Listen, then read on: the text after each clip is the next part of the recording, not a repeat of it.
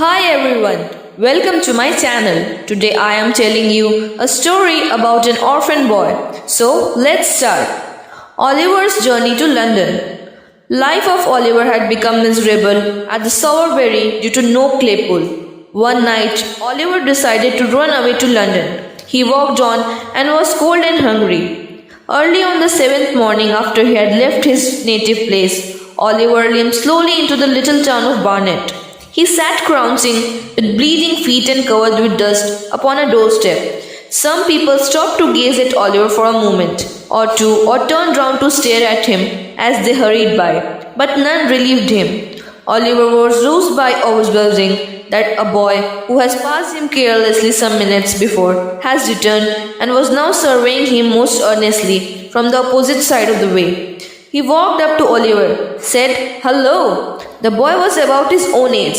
He was snub-nosed, flat-browed, dirty-looking boy. He was short and had little sharp, ugly eyes.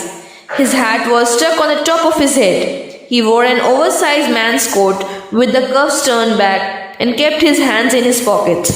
"I am very hungry and tired," replied Oliver tearfully. "I have walked a long way. I have been walking these 7 days." "Walking for 7 days," said the young gentleman. "Oh, I see." Assisting Oliver to rise, the young gentleman took him into the rear of a small public house. Here, Oliver ate a long and hearty meal, during which the strange boy eyed him from time to time very attentively. "Going to London," said the strange boy when Oliver had finished. "Yes." "Got any lodgings and money?" "No." The young gentleman told him that he was going to London that night and could arrange shelter for him with an old man. Oliver readily agreed. The boy's name was Jack Dawkins and that he was a protege of the elderly gentleman mentioned before. Mr. Dawkins was known as the artful dodger among his friends. They entered London nearly at 11 o'clock. The dodger walked at a rapid pace, directed Oliver to follow him closely. Oliver had never seen a dirtier or more wretched place. The street was very narrow, smelly and muddy. They entered the house. "Now then," cried a voice from below, in reply to the whistle from the dodger. "Plummy and slam," was the reply. This seemed to be some watchword or signal. A man's face peeped out. He motioned them downstairs.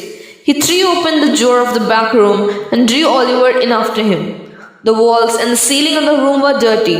There was a deal table before the fire, on which were a candle, a ginger beer bottle, 2 or 3 pewter pots, a loaf of butter, and a bread, and a plate.